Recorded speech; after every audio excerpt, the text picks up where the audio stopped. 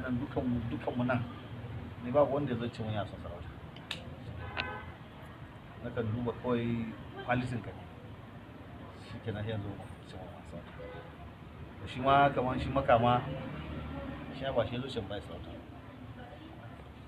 Shi ne ma tare da shi kamar inda wannan zagagin madoyi ya bayani yadda muke tare da shi maka ne kamata ba ka sarauta saboda kai layin ka shine kamar layin amma ka je kai shawara idan ka yi shawara in ka amince zan baka sarauta. Shi Aliyu ba tare da shi na san iyayensa na san kakanninsa. Kakansa shine Aliyu Bunu haka suka tare da mahaifina.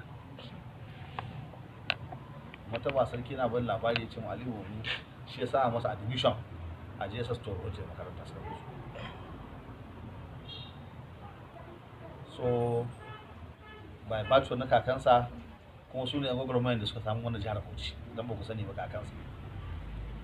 So za ka duk abin da ya kai a bashi duk abin da aka bashi ya kai a bashi ko da bai san koyi ba saboda darajar gidan da ya fito da yana abubuwan da kakannin suka haifa. Da balle kuma shi bayan nan a cikin 'ya'yan da jikokin shi ne ya ɗauko irin kwazo irin na marigayen Aliyu. Dukan su dai muna musu addu'a Allah ya gafarta musu. Kuma shi Sarautan mu